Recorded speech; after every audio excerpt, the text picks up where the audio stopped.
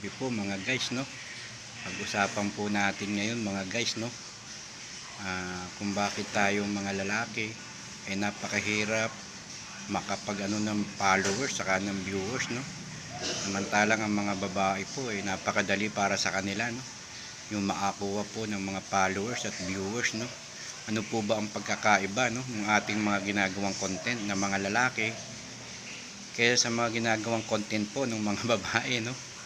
Sa totoo lang po, no, real talk, no. Kapag ang babae po ang gumawa ng content, no, napakabilis po, no.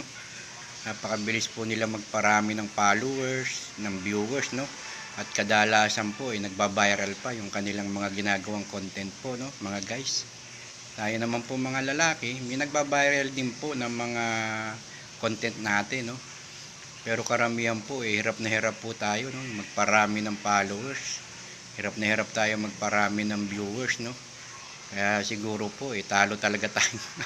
Talo tayo po mga lalaki, tinatalo ng mga babae pagdating po sa pagpaparami po ng followers at viewers, no. Pero sa content po, no, hindi naman po siguro tayo magpapahuli sa mga babae, no. Marami rin po mga lalaki ang magaling at gumawa ng mga content, no.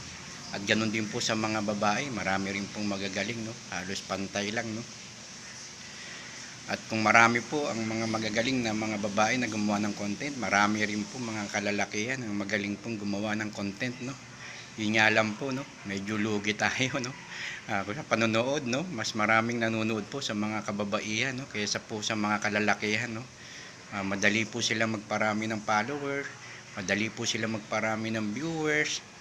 Tayo pong mga lalaki parang nahihirapan po tayo magparami ng followers, no, saka ng viewers po, no, sa ating mga ginagawang content, no. Mas mabilis pong mapansin, no, ng mga viewers yung mga ginagawang content po ng mga kababaihan, no. At tayo pong mga kalalakihan na ginagawa po nating content, no, medyo mabagal po ang dating, no, sa mga viewers, no. Yung po ang pagkakaiba ng dalawa, no.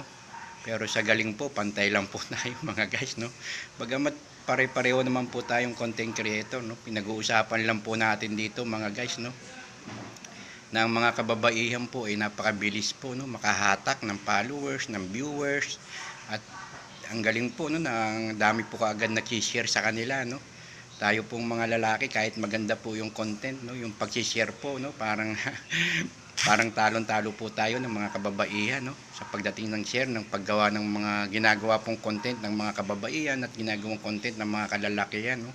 Kaya masasabi po natin mga guys, no, lugi tayo, no. Pero lugi man po tayo sa paghatak ng followers, paghatak ng viewers. Pagdating naman po sa content, hindi naman po tayo magpapatalo mga guys, di ba? Kaya yun lang po siguro, no, napapansin ko lang po kaya na-content ko po, no. Yun naman po pantay-pantay naman po tayong content creator, no. Tinatalo lang po tayo sa paghatak ng followers at ng viewers mga guys. Yun po napag-usapan lang, no. Wala naman pong ron, no. At yun lang po ang ating napapansin, no. Base lang po sa ating experience, no. Base lang po sa nangyayari, no. O paano po mga guys, maraming salamat po sa inyo sa panonood, no. Ingat po tayo saan man tayo naroroon, no. Magandang gabi po ulit sa inyong lahat at maraming salamat po sa lahat.